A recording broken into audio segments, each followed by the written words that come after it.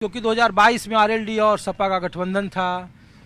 खुद जयंत चौधरी कहते थे कि वो चवन्नी नहीं है जो बदल जाएंगे, तो अब तो बदल भी गए और उसका असर भी दिख रहा है। 24 में वो गठबंधन किए, दोनों सीट जीत गए। वो इस बार के चुनाव में क्या है? तो भैया एक तो राजनीति में बदलना बदलना चलता रहे भैया, कस्में भी खावे तो भी बदल जाओ। लोकसभा में जो पहले यहाँ विधायक थे संजय चौहान जी, उन्होंने लोकसभा का चुनाव लड़ा, आरएलडी और भाजपा का गठबंधन हुआ, वो लोकसभा में अच्छी वोट पाके सांसद बने। विधानसभा में तो जीते 2022 में, विधानसभा में भी जीते, अखिलेश यादव के साथ थे। हाँ जी। मुसलमान और जाट का समीकरण था। और अब की बार जो है, अब यहाँ उपचुनाव होने वाले, कभी भी तारीख की घोषणा हो सके। रालोद का और भाजपा का गठबंधन है, यहाँ दो दावेदार हैं जी इस वक्त। एक तो जो पूर्व सांसद रहे बसपा से मलूक नागर जी, उनके पुत्र हैं अक्षय नागर। वो आरएलडी में शामिल हो गए हैं क्या मलूक नागर? वो हो गए, वो तो हो गया काम। अच्छा, पर्दे के पीछे से हो गया जी। अच्छा। और एक है जो अब हमारे सांसद जी हैं चंदन चौहान जी, एक उनकी पत्नी है यासिका चौहान, एक वो दावेदार है। और इन दोनों में से किसी को भी टिकट मिलता है वो जीत न्यू समझो पक्की है।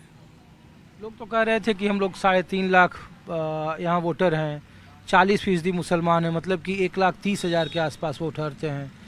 तो ऐसी परिस्थिति में गोलबंदी लग रहा है कि भाई पीडीए समीकरण अब की बार यहाँ मोमडन्स का वोट जो है वो बिखर जाएगा, क्योंकि ज़्यादातर पार्टियों ने मोमडन्स ही कैंडिडेट खड़ा करा है।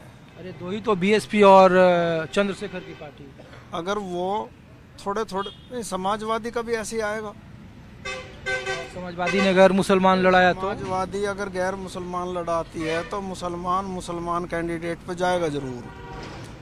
अच्छा, बिल्कुल, सब गणित बिठा के रखें आप? हाँ, बिठा के रखें। तो इस बार कुछ असर नहीं है? कोई असर नहीं, भाजपा का और रालोद का गठबंधन ही यहाँ जीतेगा जी। तो ये जाटों का, किसानों का, ये सब कोई मसला नहीं है? नहीं, कोई मुद्दा नहीं, बढ़िया है सब। सबसे जो बड़ा मुद्दा था वो था सुरक्षा का, और सुरक्षा बेहतर है। अब हमारे यहाँ रोड पे जो है 1 करोड़ का कम से कम कृषि यंत्र रोड पे रखा हुआ बाहर। अच्छा, एक बात बताइए, एक लोग ये कहते थे कि जो लोकल पॉलिटिक्स है वहाँ कहते थे कि यहाँ तकरीबन 17,000 या 18,000 20,000 के आसपास जाट भी हैं, उतना ही गुजर भी हैं, दोनों एक दूसरे के खिलाफ पॉलिटिक्स करते हैं। तो पिछले बार भी आप लोगों ने भाई गुजर और जाट अलग अलग वोट किए थे, आप लोग बीजेपी के साथ थे, तब भी यहाँ से आरएलडी और सपा जीत गई थी। नहीं, हम यहाँ गुजर को वोट देते हैं, देते हैं। जाट जो है यहाँ गुजर को वोट देता है जी। अच्छा, हाँ, हाँ? बीजेपी पार्टी से आ जाएगा, गुज्जर आओ कोई भी आओ, अच्छा, उसी को वोट मिलेंगे। अरे भी पिछड़ा जो आरएलडी सपा के साथ ही तो जीत गए चंदन चौहान, बीजेपी कहाँ जीती यहाँ?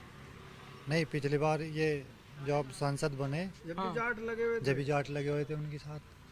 अच्छा, अरे तो लोकसभा में ना, क्या भाई साहब? नहीं, सही बात करें। हाँ? बिल्कुल आरएलडी है, अगर टिकट मिलेगा तो 100% आरएलडी के यहाँ जीत के जाएगा। यहाँ से जो है गठबंधन ही जीतेगा, गठबंधन जीतेगा, बिल्कुल गठबंधन जीतेगा। चंदन चौहान जी का यहाँ चंदन बेहतर रुतबा है बहुत जी। बढ़िया रुतबा है, चंदन चौहान काम करते हैं। हाँ, तब तो लोकसभा सांसद हो गए वो। हाँ, फिर काम करते हैं वे। अभी है तो इसी क्षेत्र से। महीने में एक बार महीने में एक बार जो है यहाँ से आदमी की वो सुनते हैं, वे आते हैं। आप बताइए फिर से। नहीं, हम तो भाजपा के हैं जी, भाजपा को वोट देते हैं। अच्छा, वो आपको आरएलडी से मतलब नहीं है, चाहे बीजेपी जिसको दे दे? हाँ जी, हमें तो फूल को वोट देनी है। आपके नेता जयंत चौधरी की नरेंद्र मोदी? हाँ जी, हाँ? हाँ जी, गठबंधन है वो तो। चौधरी साहब को मोदी जी लिया है तो गठबंधन है, वोट में ही जानी है। ठीक है। हाँ, अच्छा, आप बताओ भाई साहब। हाँ, हमने तो बता दिया जी बस। क्या बताया? हमने तो ये बताया हमारे तो रास्ते की दिक्कत है बहुत ज्यादा, मील पड़ रहा है, टिकोला मील धो रहा है, गन्ने की समस्या दिखाई दे रही है, गन्ना काको गिरेगा, बालक स्कूल में जाए बालकों का ध्रुवन दिखाई दे रहा है, काको जाएंगे, बालकों का समस्या दिखाई दे रही है, कहीं को निकलने की समस्या है, हर जगह बालक जाएंगे स्कूल में। वोट किसको दे रहे हैं? वोट तो बस देनी तो भाजपा को ही है। यही तो पूछ रहा हूँ मैं। हाँ, वोट भाजपा भी जाएगी। अब बाबा हमारा रास्ता बंद कर लो या कुछ कर लो, पर वोट वही जाएगी। चलिए ठीक है। तो ये तस्वीर मैं आपको दिखा रहा हूँ, ग्राउंड रिपोर्ट दिखा रहा हूँ। जाट समुदाय के गांव में मैं हूँ और कुछ और लोग हमें दिख रहे हैं, तो कोशिश करता हूँ कि उन लोगों से बात हो जाए हमारी। अरे राम राम भाई साहब, हम लोग कैसे घूम रहे थे आप लोग? हम लोग तो ये पूछ रहे हैं कि पिछले बार 22 में आरएलडी और साइकिल का गठबंधन था, तो यहाँ से साइकिल और आरएलडी जीत गई चुनाव। इस बार आरएलडी बीजेपी के साथ है जी। तो असर है नहीं है, कैसा चुनाव है? असर तो रहेगा, असर तो निश्चित रहेगा इस बात का। असर योगी का है, योगी का है। असर योगी जी का है, खुला है हर जगह है। दुनिया पूछ रही हरियाणा में हो गया असर योगी जी का, नहीं हार गए थे योगी जी का नाम है, निश्चित हारते हरियाणा में। अच्छा, हरियाणा में योगी जी जीता दिए? हरियाणा में योगी जी जीता, 70% का रिकवरी रेट है इनका। तो ये लोकसभा में कैसे यहाँ लोकसभा में बीजेपी, यूपी में जो योगी जी के हिसाब से टिकट नहीं दिया, नु हार गई। अच्छा, तो योगी जी फैक्टर रहे। फैक्टर है, योगी जी के हिसाब से टिकट नहीं दिया। योगी जी जिन लोगों को टिकट देने के लिए मना कर रहे थे, शीर्ष वालों ने, केंद्र के नेतृत्व ने, उन्हें जो उन लोगों को टिकट दिए, उनमें से जिन्हें योगी जी ने 28 लोगों को मना कर दी, जिन्हें 22 को शायद, उनमें से सारे हारे। अच्छा, ये सब रिपोर्ट आप लोग कहाँ से ले आते हैं? अरे यार, मुजफ्फरनगर है हो, ये नहीं यहाँ। मुजफ्फरनगर में इसीलिए हार गए क्योंकि योगी जी के समर्थित नहीं थे संजीव योगी पांडे। जी नहीं थे, सच है, अंदर खानने सच है। अच्छा, इसीलिए ठाकुरों ने वोट नहीं दिया यहाँ?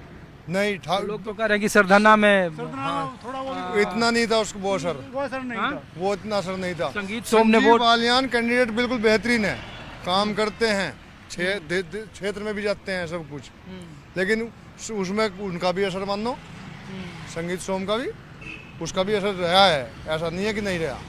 लोग कह रहे हैं कि 40% मुसलमान हैं, कुछ और वो सबसे बड़ा कारण है, वही सबसे बड़ा कारण है। मुस्लिम जो यहाँ से हर सीट पे मुसलमान का मकसद है कि बीजेपी हारे, चाहे वो कैंडिडेट कोई हो। तो लड़ाई कांटे का है या?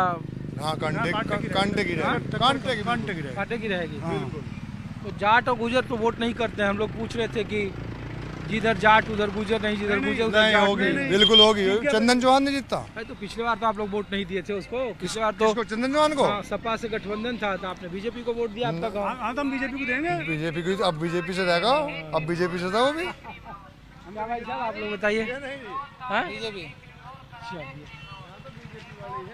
चलिए, तो आपको ग्राउंड रिपोर्ट दिखा रहा था कि मीरापुर में होने वाले उपचुनाव को लेकर आम लोग क्या सोचते हैं। सोशल इंजीनियरिंग और धार्मिक ध्रुवीकरण, इन दो आधारों के आसपास ही चुनावी मुद्दे बुने जाते हैं। बीते लोकसभा 2024 में 5 महीने पहले यहाँ से बिजनौर लोकसभा संसदीय सीट है, चंदन चौहान यहाँ से लोकसभा सांसद बने, आरएलडी बीजेपी का गठबंधन था। इस चुनाव में आरएलडी और बीजेपी की दोस्ती का लिटमस टेस्ट होना है और इस बात का भी लोग इम्तहान ले रहे हैं कि क्या 5 महीने पहले लोकसभा चुनाव में जो पीडीए का फार्मूला हिट रहा था, क्या वो मीरापुर में बरकरार रह पाएगा।